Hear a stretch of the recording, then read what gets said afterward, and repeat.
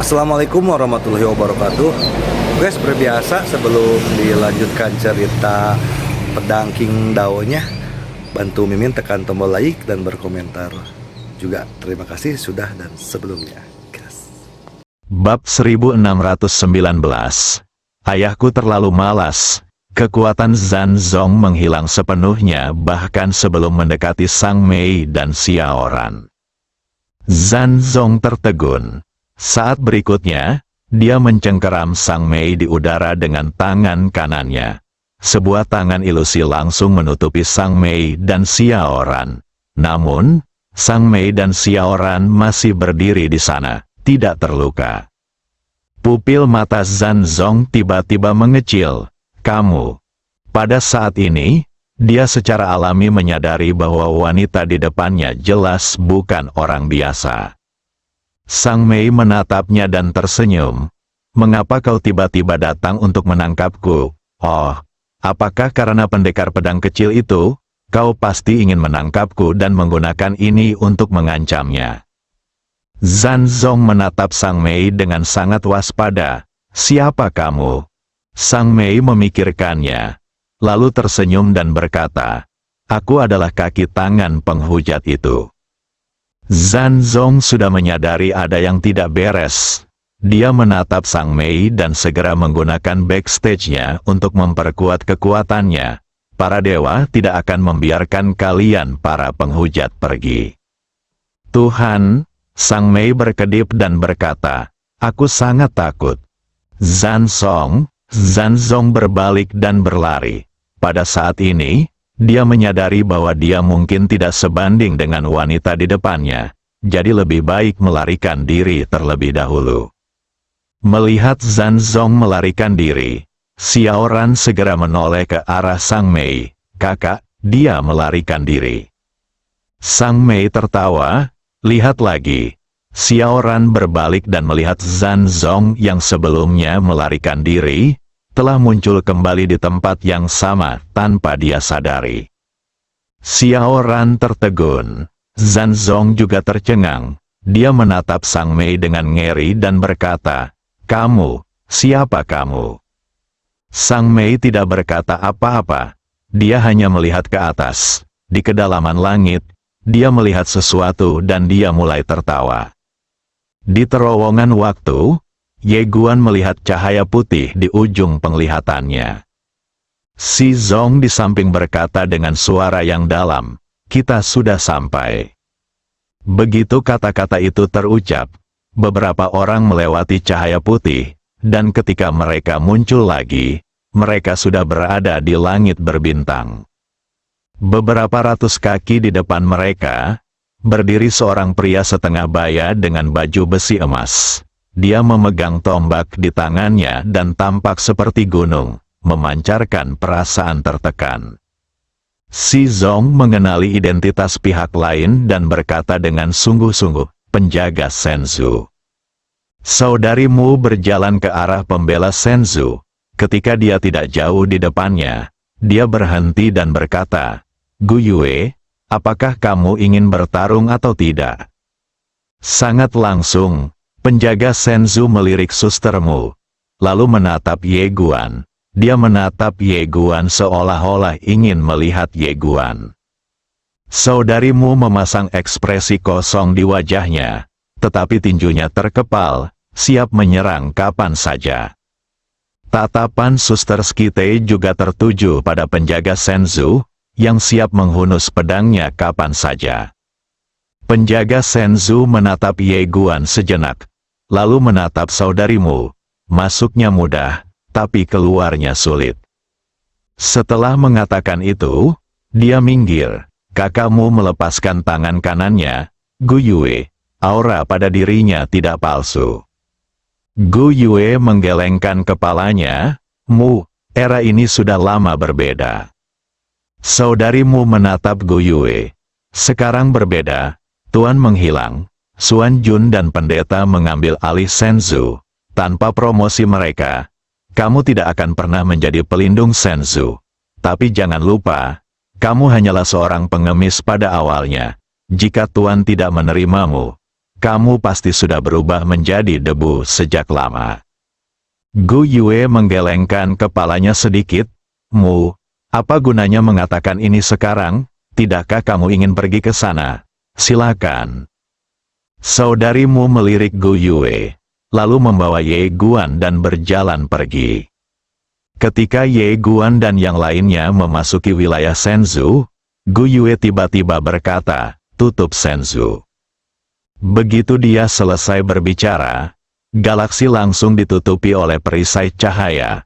Perisai cahaya itu terdiri dari rune emas yang tak terhitung jumlahnya, yang tersusun rapat dan jumlahnya lebih dari miliaran. Sekarang, tidak ada seorang pun yang bisa masuk atau meninggalkan Shenzhou. Kakakmu menoleh dan melirik Gu Yue. Matanya dipenuhi niat membunuh. Ye Guan tiba-tiba berkata, tidak apa-apa, ayo pergi. Saudarimu menarik kembali pandangannya, dan dengan wajah dingin, dia menggandeng Ye Guan dan berjalan pergi. Gu Hao dan Si Zong di samping mereka berdua memiliki ekspresi yang sangat serius. Mereka takut datang ke sini akan seperti seekor domba yang masuk ke mulut harimau. Keduanya tidak dapat menahan diri untuk tidak melihat ke arah Ye Guan yang berada di depan. Ye Guan tampak tenang, sama sekali tidak panik. Keduanya saling berpandangan, keduanya sedikit terkejut. Tuan Ye ini sungguh cukup tenang. Ye Guan menoleh untuk melihat sustermu. Wajahnya sedingin es. Dia tersenyum dan berkata, jangan marah. Seperti yang dia katakan, waktu telah berubah. Suster pastor menggelengkan kepalanya dan berkata, kamu tidak tahu, Tuhan sangat baik kepada mereka sebelumnya. Ye Guan berkata dengan lembut, tapi mereka sudah dewasa dan punya ide mereka sendiri. Saudarimu terdiam sejenak, lalu ekspresi rumit melintas di matanya, memang berbeda. Ye Guan tersenyum dan berkata, yang perlu kita pikirkan sekarang adalah apakah kita bisa sampai ke kediaman resmi dengan aman. Saudarimu menatap ke kejauhan, tangan kanannya perlahan mengepal, sorot matanya penuh dengan niat membunuh, tidak apa-apa, kalau ada yang mencoba menghentikan kita, kita bunuh saja mereka. Ye Guan menoleh ke arah Si Zong dan Gu Hao. Si Zong tersenyum dan berkata, pada titik ini, kita tentu akan hidup dan mati bersama utusan itu. Gu Hao juga tersenyum dan berkata, semoga para dewa memberkati kita. Ye Guan juga tertawa. Gu Hao tiba-tiba menjadi penasaran. Tuan Ye, sejauh yang saya tahu, Anda tampaknya bukan berasal dari peradaban dewa. Setelah menghabiskan beberapa waktu bersama, dia mendapati bahwa Ye Guan mudah bergaul. Jadi mereka menjadi akrab satu sama lain. Ye Guan mengangguk. Aku memang bukan dari peradaban dewa. Aku berasal dari alam semesta Guangxuan. Beberapa orang sedikit penasaran, dan Gu Hao bertanya, alam semesta Guangxuan. Ye Guan mengangguk, peradaban kosmik yang jauh dari sini. Gu Hao bertanya lagi. Apakah alam semesta Guangxuan adalah peradaban teratur yang Anda bangun, Tuan Muda? Ye Guan menggelengkan kepalanya. Bukan aku yang mendirikannya, aku hanya mewarisinya. Si Zong sedikit penasaran. Warisan? Ye Guan tersenyum dan berkata, ya, alam semesta Guangxuan didirikan oleh ayahku. Kemudian, dia menjadi malas dan memberikan alam semesta Guangxuan kepadaku. Sekarang aku tidak tahu kemana dia pergi. Xiao Ta, Si Zong bertanya, lalu bagaimana dengan segel dewa ini? Ye Guan melirik beberapa orang dan berkata sambil tersenyum, kalian pasti penasaran mengapa aku memiliki segel dewa ini? Atau, kalian penasaran apakah aku benar-benar telah melihat dewa? Kan? Si Zong mengangguk. Saya tidak punya ide lain. Saya hanya ingin tahu. Ye Guan membuka telapak tangannya, dan segel dewa muncul di tangannya. Sejujurnya, Aku mendapatkan segel dewa ini secara tidak sengaja. Beberapa orang, si Zong gemetar dan berkata, jadi, Tuan Ye belum pernah melihat dewa. Ye Guan tersenyum dan berkata, kurasa begitu. Wajah si Zong tiba-tiba berubah pucat. Ekspresi Gu Hao di samping juga menjadi agak tidak wajar. Sister Skite tidak mengatakan apa-apa, hanya memakan manisan hao yang diberikan Ye Guan. Jelas sekali bahwa dia sangat menyukainya. Kakakmu tidak punya permen hao karena saat Ye Guan memberikannya padanya, dia menatapnya seolah-olah dia orang bodoh. Suster Mu mengerutkan kening dan tidak mengatakan apapun.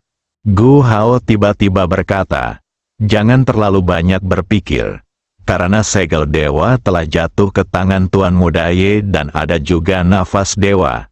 Itu berarti dewa pasti telah memilih Tuan Muda Ye secara diam-diam.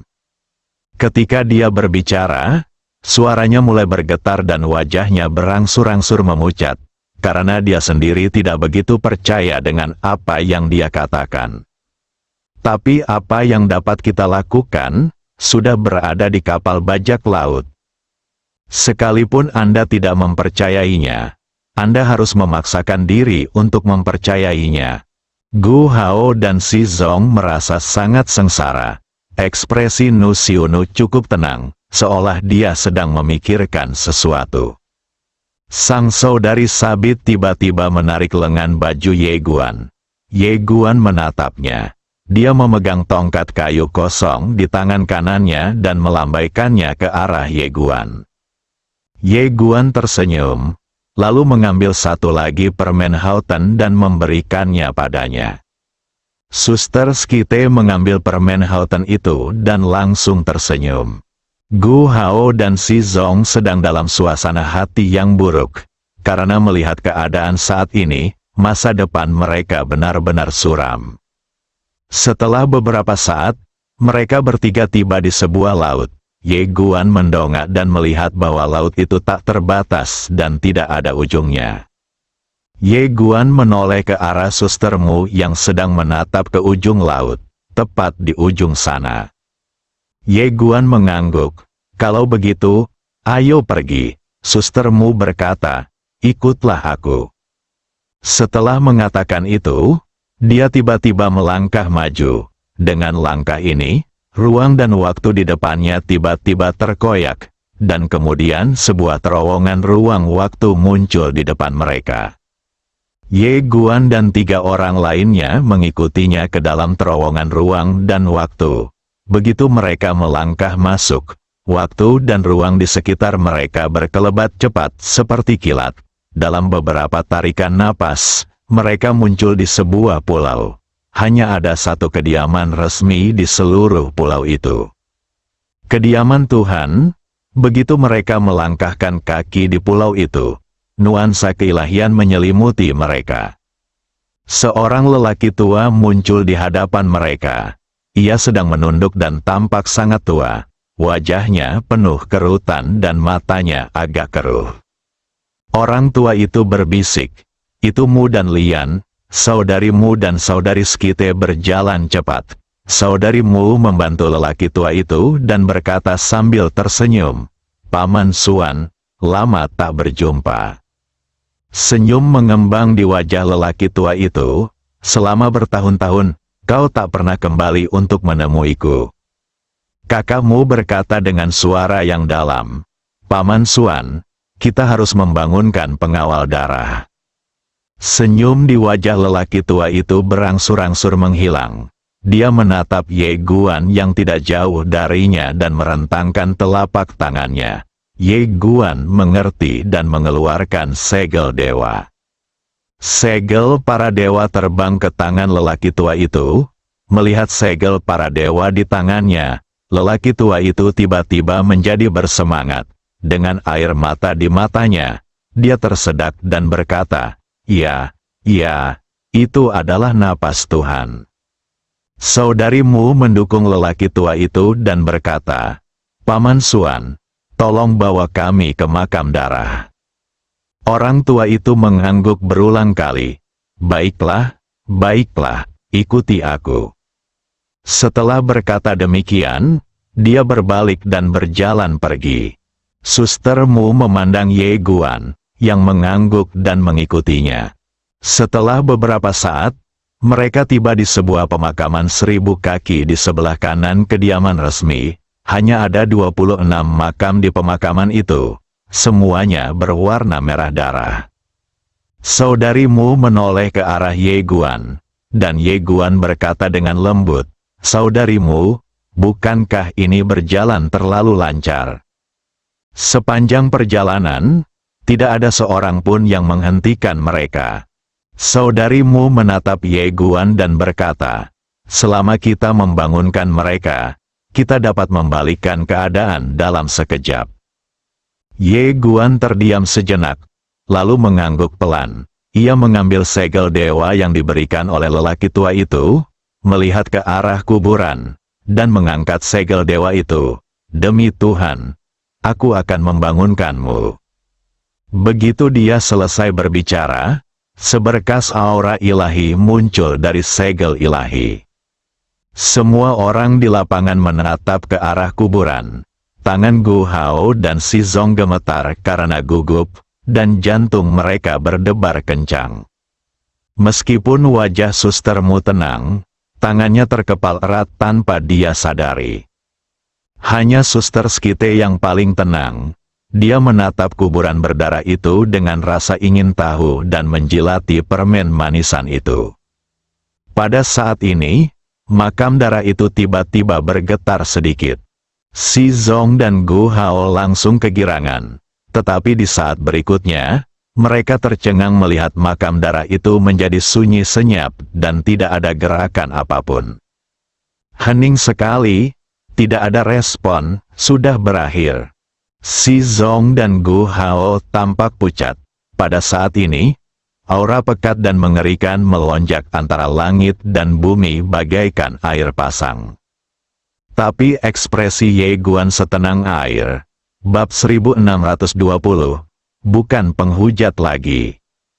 Semuanya sudah berakhir, Si Zong dan Gu Hao benar-benar putus asa saat ini. Tidak bisa bangun, Tuan Ye ini pembohong besar. Dia berhasil membodohi mereka berdua. Di sampingnya, Suster Mu tengah menatap kuburan berdarah itu. Tangannya terkepal erat, wajahnya agak pucat. Suster Skite tampak normal, masih menjilati permen karetnya. Baginya, tidak masalah apakah dia terbangun atau tidak. Bagaimanapun, itu adalah nafas Tuhan, dan tidak ada yang salah dengan itu. Ye menatap kuburan berdarah itu dengan ekspresi tenang dan tidak mengatakan apapun. Dari langit, seorang pria parubaya berjalan di udara. Ia mengenakan jubah hitam dan memiliki sikap tenang. Suan Jun, Tuan Istana Bupati, sekarang dia adalah salah satu orang paling berkuasa di seluruh peradaban dewa. Di belakangnya, berdiri 36 dewa yang kuat, dan aura mereka sangat menakutkan. Suan Jun melirik Ye Guan, lalu tatapannya jatuh pada saudarimu. Saudarimu, ternyata dia bukan utusan Tuhan yang sejati. Suster Pastor tetap diam. Suan Jun menatap Suster Mu, menunggu keputusannya. Suster Pendeta, pada saat ini, seorang lelaki tua tiba-tiba keluar. Tatapannya dingin. Jika bukan karena memberimu muka, dia tidak akan pernah datang ke sini. Alasan mengapa Bupati mengizinkannya datang ke sini sepenuhnya karena muka kalian berdua biarawati. Sekarang, fakta telah membuktikan bahwa dia bukanlah utusan Tuhan. Dua biarawati, kalian harus mengeksekusinya dengan tangan kalian sendiri untuk membuktikan hukum Tuhan. Suster Skite langsung mengerutkan kening. Dia membungkus manisan Hao dan memasukkannya ke dalam tas kain kecilnya. Kemudian dia mengulurkan tangan dan menarik Ye Guan di belakangnya. Sambil memegang sabit di tangan kanannya, dia menatap dingin ke arah lelaki tua itu dan orang lain yang sedang berbicara. Di lapangan, Semua orang menatap sustermu dan suster Skite, menunggu keputusan mereka. Jika saat ini kau masih mendukung Ye Guan, itu berarti kau telah mengkhianati Tuhan. Semua orang bisa membunuhmu. Pada saat ini, Xuan Jun tiba-tiba menatap Si Zong dan Gu Hao yang berwajah pucat. Si Zong, Gu Hao, jangan khawatir, ini bukan salahmu. Mendengar ini, Si Zong dan Gu Hao tiba-tiba menatap Xuan Jun. Xuan Jun berkata perlahan, segel dewa miliknya tidak dapat dibedakan dari yang asli dan mengandung aura para dewa. Wajar saja jika kalian berdua tertipu. Selain itu, kalian mengikutinya karena kalian mengira dia adalah utusan para dewa. Kalian setia kepada para dewa, dan tidak ada yang salah dengan itu. Aku percaya bahwa para dewa tidak akan menyalahkan kalian. Mendengar ini, Si Zong dan Gu Hao tiba-tiba menjadi bersemangat. Mereka sebelumnya putus asa, tetapi sekarang mereka melihat harapan lagi. Xuan Jun melanjutkan dengan suara lembut. Sekarang kalian berdua tahu bahwa dia bukanlah utusan Tuhan yang sejati.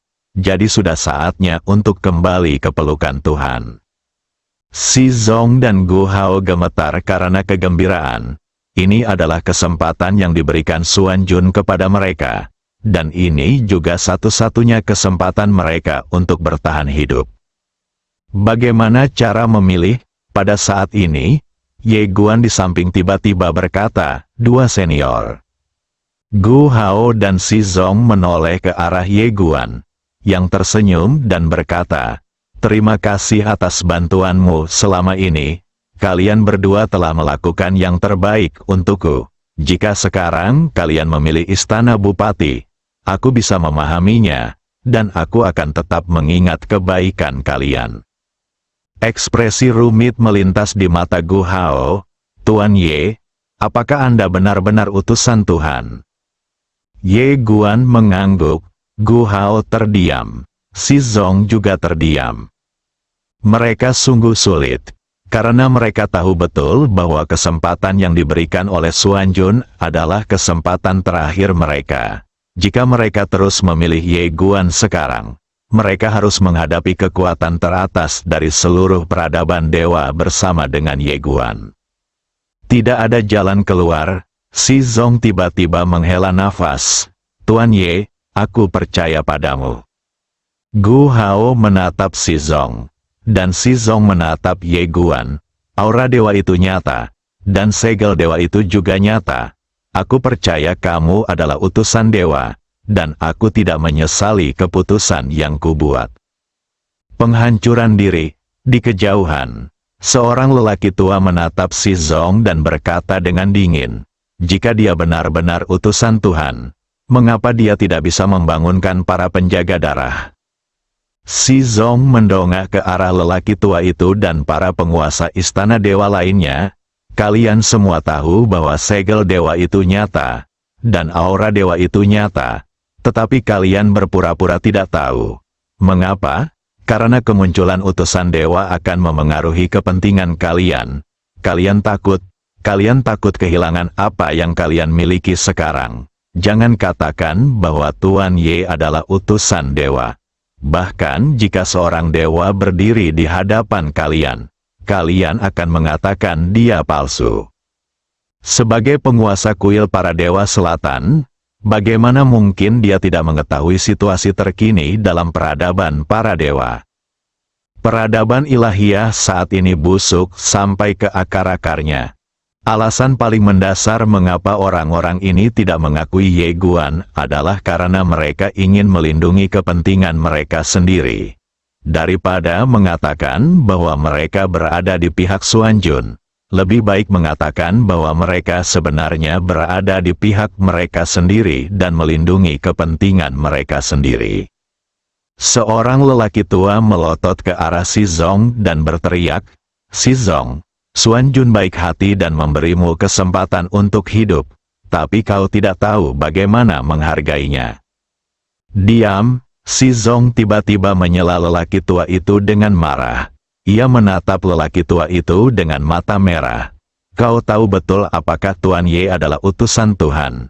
Mengapa kau begitu ingin membunuhnya? Bukankah itu karena kau takut kehilangan semua yang kau miliki sekarang?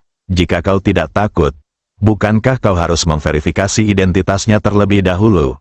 Tapi apa yang kau lakukan? Hal pertama yang ingin kau lakukan adalah menyingkirkannya. Ini benar-benar rasa bersalah. Lancang, orang tua itu meraung dan melepaskan aura mengerikan yang dapat menghancurkan dunia dan menghancurkan Shizong. Namun, sebelum aura itu mendekati Shizong, aura itu langsung dihancurkan oleh kekuatan yang kuat. Semua orang di lapangan melihat ke arah sistermu yang tidak jauh dari sana. Orang yang melakukan gerakan itu adalah sistermu. Tatapan Xuan Jun juga tertuju pada sistermu. Dia tidak marah karena kata-kata Shizong. Dia tersenyum dan berkata, "Sistermu, apakah kamu masih memilih untuk mendukungnya?" Saudarimu menatap Xuan Jun dan berkata, "Dia adalah utusan Tuhan. Meskipun dia tidak membangunkan pengawal darah, dia tetaplah utusan Tuhan karena nafas Tuhan itu nyata."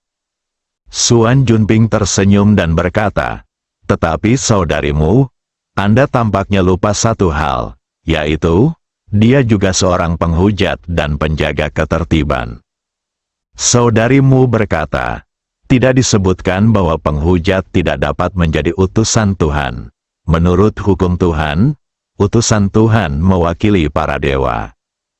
Xuan Jun masih tersenyum di wajahnya.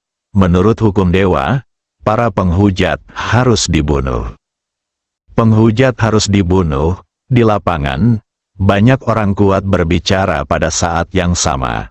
Mereka menatap Ye Guan dengan niat membunuh di mata mereka.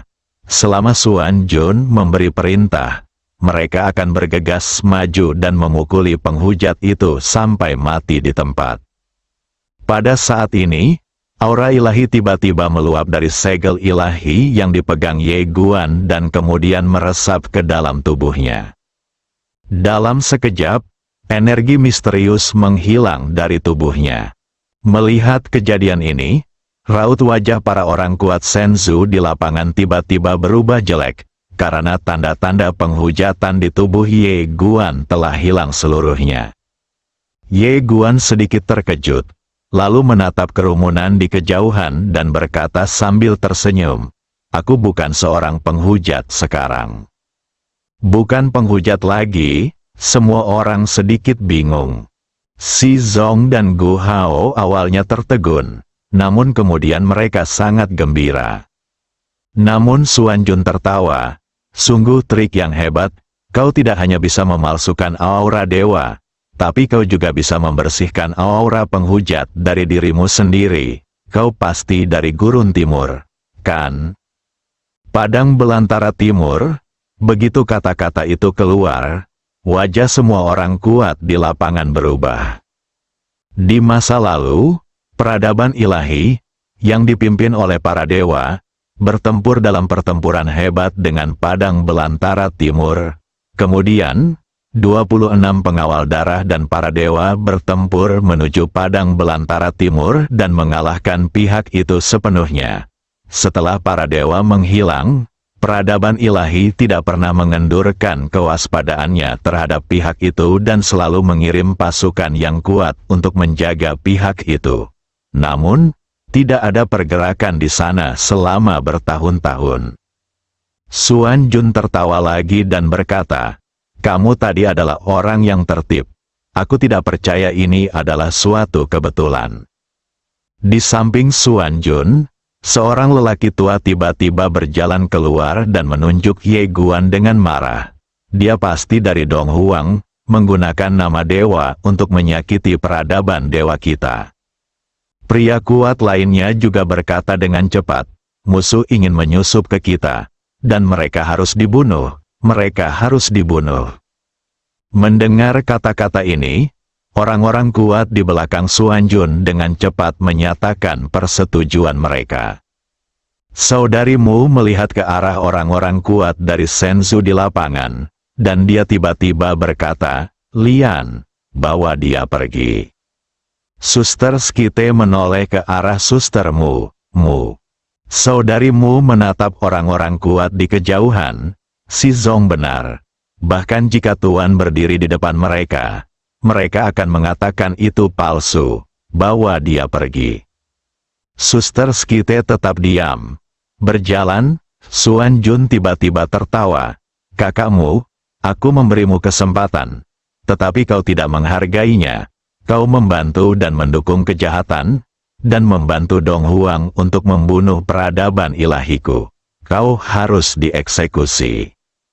Begitu dia selesai berbicara, dari kedalaman Senzu yang jauh, cahaya ilahi tiba-tiba melesat ke langit. Dalam sekejap, rune emas aneh yang tak terhitung jumlahnya muncul di ruang dan waktu tempat saudarimu berada. Tahanan Tuhan, tak jauh dari situ, wajah si Zong tiba-tiba berubah jelek. Formasi Senzu, ada formasi besar yang ditinggalkan para dewa saat itu, yang dapat memenjarakan semua dewa yang kuat. Saat tahanan dewa muncul, sustermu meninju.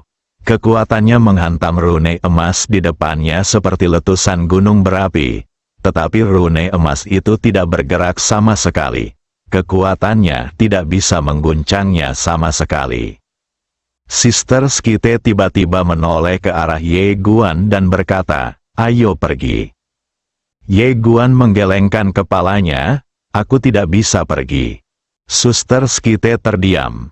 Mudah untuk masuk, tetapi sulit untuk keluar. Inilah tujuan sebenarnya Suan Jun. Suan Jun tak bergerak sedikit pun. Hanya menatap ke kedalaman langit dan berkata sambil tersenyum, "Tuan Sembilan Negeri, Jenderal Tianmu, kamu sudah cukup menyaksikan pertunjukan ini. Sekarang saatnya untuk mengambil keputusan." Jauh di langit, ada dua pria berdiri. Pria di sebelah kiri mengenakan jubah abu-abu dan memiliki aura yang terkendali. Sedangkan pria parubaya di sebelah kanan mengenakan baju besi dan memancarkan aura yang menakutkan. Penguasa umum 9 negeri suci, Jenderal Tianmu. Di belakang mereka, ada aura tersembunyi yang kuat, dan setidaknya ada 20 dewa yang kuat. Penguasa 9 negeri memandang Ye Guan di bawah. "Tianmu, bagaimana menurutmu?" Tianmu memasang ekspresi kosong di wajahnya.